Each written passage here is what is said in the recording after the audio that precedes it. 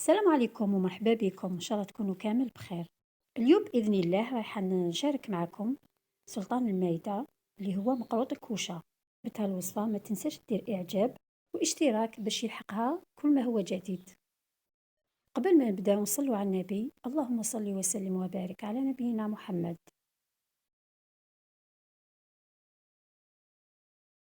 نبدأ بسم الله وندخل في طريقة التحضير. عندي 3 كيلات سميد متوسط. أنا عندي كيلة الأولى، نزيد الكيلة الثانية ونزيد الكيلة الثالثة. نجيب هنا تقريبا نصف ملعقة صغيرة تاع ملح، نزيد ملعقة صغيرة تاع لافاني.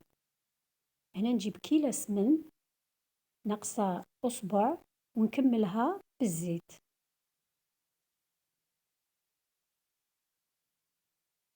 هنا نخلط النواشف ودركا نبدا نزيد في السمن، نديرو كامل ونبدا نخلط فيه بهذه الطريقة. دوكا نستعمل يدي، نبدا نحك في داك السميد بيدي هكذا باش يدخل كامل هذاك اللي دام في السميد. وهنا دائما قلنا السميد يكون متوسط.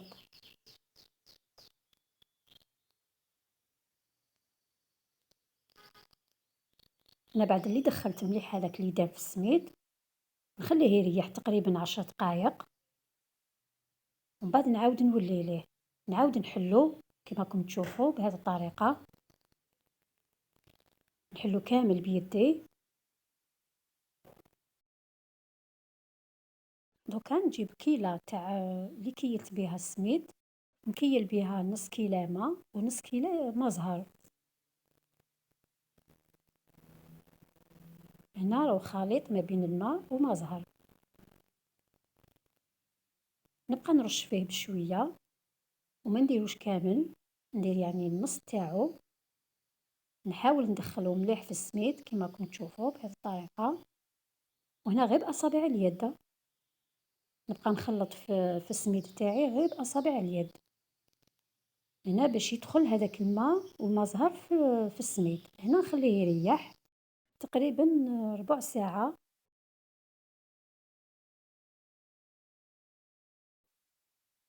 هنايا نعاود نحلو مليح بيدي، نصيب هذاك السميد كامل تشرب هذاك الماء زهر. نبقى نحل فيه بيدي هكذا.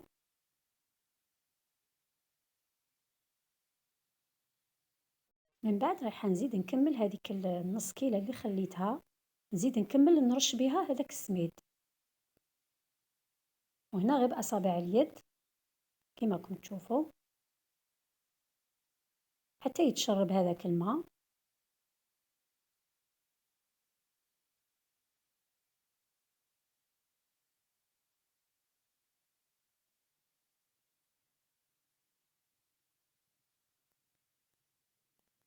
هنا كي نشدوها هكايا نصيبوها كتلة.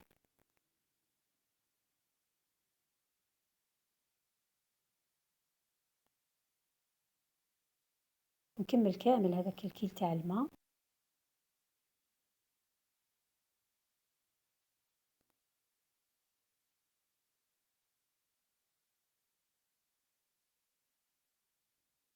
هذه هي النتيجة تاعو.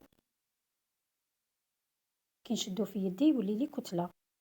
هنا نجوز نحط دقيقة نحطو يريح، ونجوز تحبي ديري لوز تحبي ديري كاوكاو.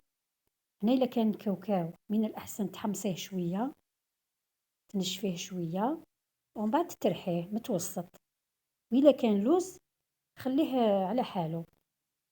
هنايا نجيب نقسم الكيلة تاع اللوز ولا الكاوكاو نقسم على 3، والكيلة الرابع نديرو سكر.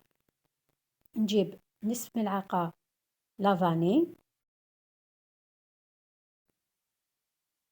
ونبدأ نخلط كامل هذوك النواشف، ونزيد له ملعقة صغيرة تاع زبدة ولا سمن.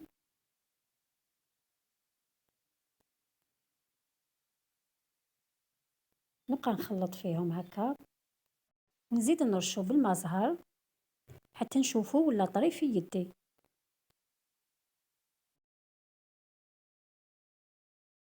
باش يذوب مليح هذاك السكر اللي درتو ويولي طري في يدي، باش نقدر نشكلو حرابش. هنا بعد اللي نكمل نلمو كامل ونعطي حقه تاع الماء، نشكلو حرابش ونحطوه بجيه. دوكا نجوز للعجينة تاع المقروط، نحلها شوية، نشد كمية تاع عجين نحطها فوق مكان العمل، نحلها شوية. هنا هذا هو القوام تاع العجينة اللي نتحصلوا عليه. ما لازمش تكون طرية بزاف وما تكونش ناشفة بزاف. هنا نقدروا نتحكموا فيها.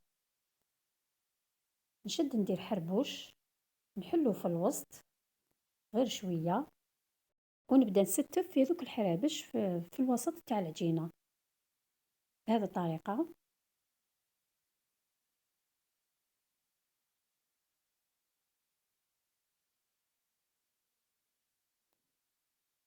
هنا بعد اللي استفناهم نحاول نغلقوا العجينة تاعنا بهذه الطريقة.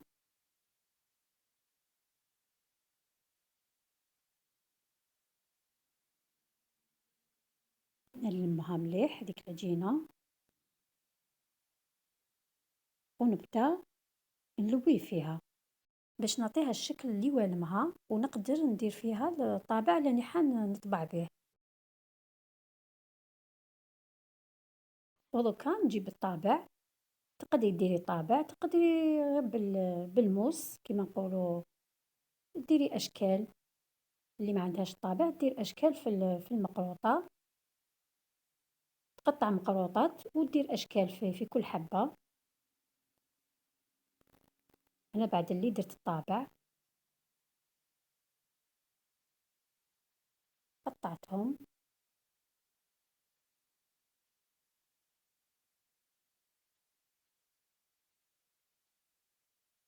انا اذا كانوا زوائد نقدر نحوهم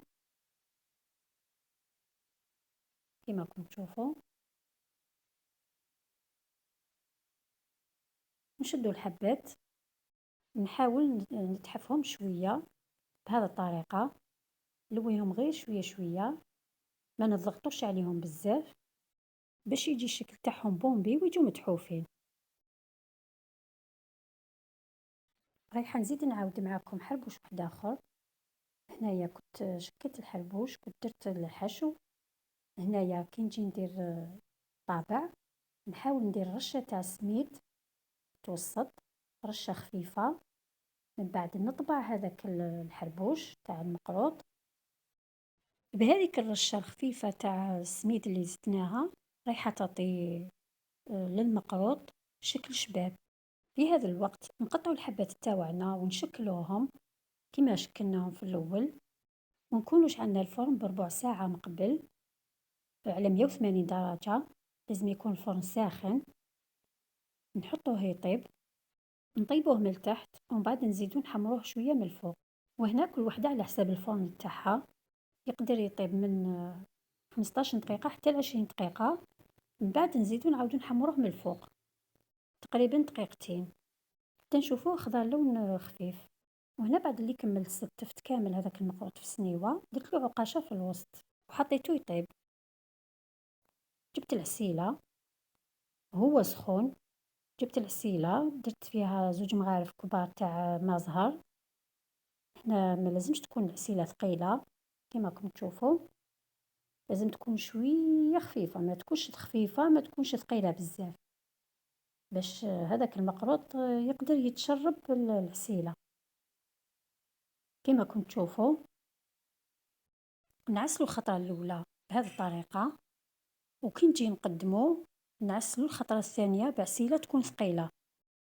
وهنا حبيت نعطي ملاحظه، هنا الاخت الا كانت نسات المقروط خلاتو برد وما عسلاتوش، تقدر تسخن العسيله مليح وتعسل المقروط، وهي من الاحسن لازم يكون سخون ونعسلوه.